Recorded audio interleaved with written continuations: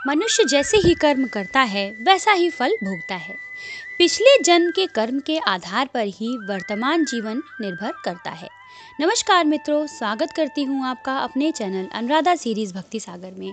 आज के वीडियो में हम जानेंगे कि हमारे जो पिछले जन्म के कर्म हैं या हमारे कर्मों के आधार पर हम कैसे जानेंगे कि हमारे जो कर्म हैं वो कैसे हैं और हमारे जीवन में किन किन चीज़ों का सुख है तो हमारे कर्म अच्छे थे और किन किन चीज़ों का सुख हमारे जीवन में नहीं है जिनकी वजह से हम अपने कर्मों को समझेंगे।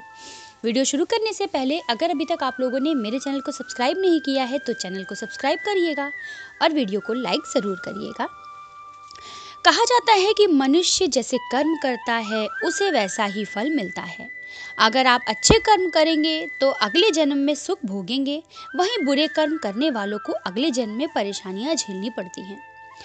मेरा ऐसा मानना है कि आदमी के कर्म, प्रत्येक व्यक्ति के जो कर्म हैं वो चाहे अच्छे हों चाहे बुरे हों, वो हमें इसी धरती पर ही मिलते हैं।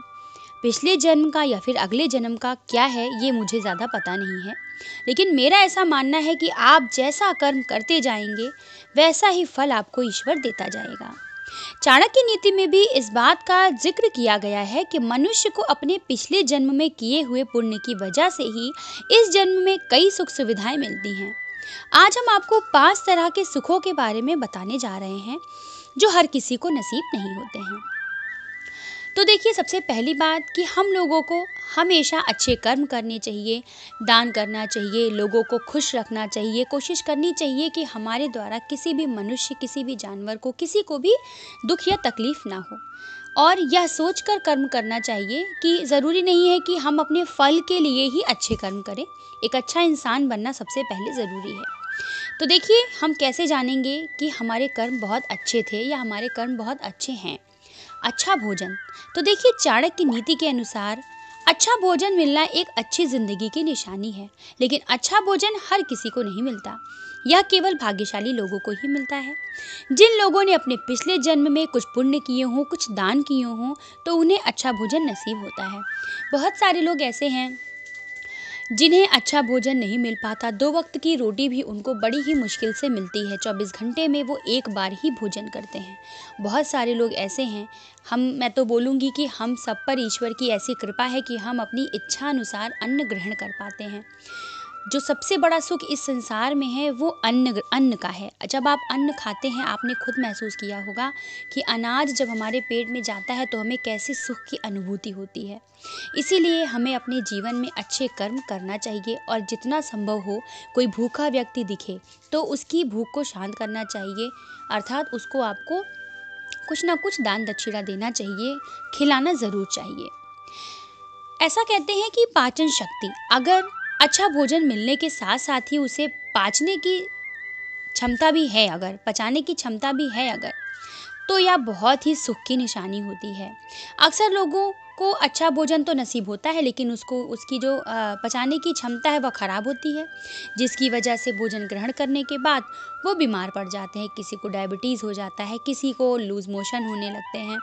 तो अगर यह सब समस्याएं हम लोगों के साथ नहीं है, 2 रोटी खाया और 2 रोटी अच्छे से पच गई और हम अच्छे से सुखपूर्वक सो गए, तो यह बहुत ही अच्छे पुण्य का कमाल है। तो हम लोगों को कोशिश यही करनी चाहिए कि अच्छा कर्म करिए, और ऐसे लोग बहुत ज़्यादा भाग्यशाली होते हैं। बहुत सारे लोग हैं जिनके पास अनाज है पर वो खा नहीं सकते क्योंकि बीमारियां ज़्यादा हैं। बहुत सारे लोग ऐसे हैं जिनके पास अनाज नहीं है, वो खा सकते हैं लेकिन उनके पास अनाज है नहीं। और जीवन साथी, तो देखिए, हमारा जीवन जीने के लिए प्रत्येक व्यक्ति को किसी न किसी पार्टनर की, किसी न किसी जीवन साथी की ज़रूरत होती है। गृहस्थ जीवन की जो गाड़ी है वह एक गुणवान और समझदार जीवन साथी होने के साथ अच्छी ही चलती है। जिन लोगों को एक अच्छा जीवन साथी मिलता है, चाहे वह मेल हो या फीमेल, उन्होंने जरूर पिछले जन्म में कुछ अच्छे कर्म किए होंगे। बहुत सारे लोग हैं जो 16 सोमवार का व्रत रखते हैं, फिर भी उन्हें अच्छा जीवन साथी नहीं मिलता है। कोई बात नहीं है, हम लोगों को अगर हमारा जीवन साथी नहीं अच्छा है, गुस्सा करता है, तो थोड़ी उसकी बात सुन ही लेनी चाहिए। इससे क्या होगा कि हमारे जीवन की जो गाड़ी है वो अच्छे से चलती रहेगी। कभी पति ने कुछ कह दिया तो पत्नी सुन ले, और पत्नी ने कुछ कह दिया तो पति सुन ले। कभी भी मेल ईगो या फिर फीमेल ईगो लेकर नहीं चलना चाहिए। धन का सदुपयोग। तो देखिए, चाणक्य की नीति के अनुसार सिर्फ धनवान होना ही महत्वपूर्ण नहीं होता, बल्कि धन का सही इस्तेमाल करना भी चाहिए। धन का सही इस्तेमाल कुछ ही लोग कर पाते हैं। ऐसा कहा जाता है कि आपने पिछले जन्म में बहुत अच्छे कर्म किए होंगे, या इस जन्म में भी आपने कुछ अच्छे कर्म या कर रहे हैं या कर रहे होंगे, जिसकी वजह से आपके पास धन है। तो धन का उपयोग हमेशा सदुपयोग होना चाहिए। आप क्या करिए, भूखे मनुष्यों को भोजन ज़रूर हम लोगों को कराना चाहिए। कोई अगर गरीब है, कोई अगर दिखता है जिसकी मदद करनी चाहिए, तो उसकी मदद ज़रूर करनी चाहिए।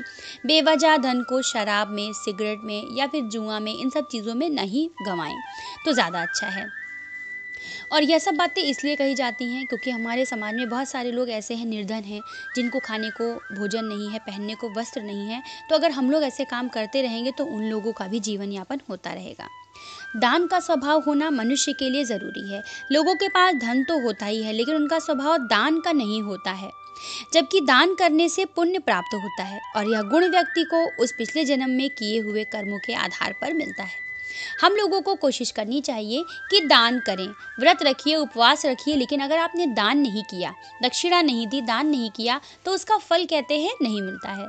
तो कोशिश करिए, किसी भी तीज त्योहार पे, तिथि पर, अमावस्या पर, जब भी क्षमता हो, ज़रूरी नहीं कि 50,000 रुपये आप दान दे रहे हैं, 50 रुपये दान दे रहे हैं। अगर आपकी यथाशक्ति है तो आप अगर हर प्रत्येक दिन 1 रुपये या हर महीने 1 रुपये भी निकाल कर अगर आप मंदिर में दान पात्र में डाल दीजिए। अगर कोई गरीब व्यक्ति दिख रहा है तो उसको आप 10 रुपये दे दीजिए। ठंडा का महीना है तो अगर आपने उसको कंबल दे दिया या स्वेटर दे दिया या चाय पीने के लिए 10 रुपये दे दिए, तो अगले आदमी को जो सुकून मिलेगा, उससे आपको आशीर्वाद ज़रूर मिलेगा। देखिए, मैंने बहुत ही छोटी बातें आप लोगों को बताई हैं। बातें बहुत ही ज़्यादा छोटी हैं, लेकिन ये समझने वाली बातें हैं। आशा करती हूँ वीडियो पसंद आया होगा, जानकारी अच्छी लगी होगी। वीडियो पसंद आया हो, वीडियो को लाइक करिएगा और चैनल को सब्सक्राइब करिएगा। सर्दियों का महीना चल रहा है, कोशिश करिए अगर कोई भी व्यक्ति आपको दिखता है सर्दियों में, तो आप उसे स्वेटर या कंबल का दान ज़रूर करिए। इससे आपका शनि भी बहुत ही ज़्यादा अच्छा होगा। तो ठीक है, मिलते हैं हमारे अगले वीडियो में। जय भोलेनाथ।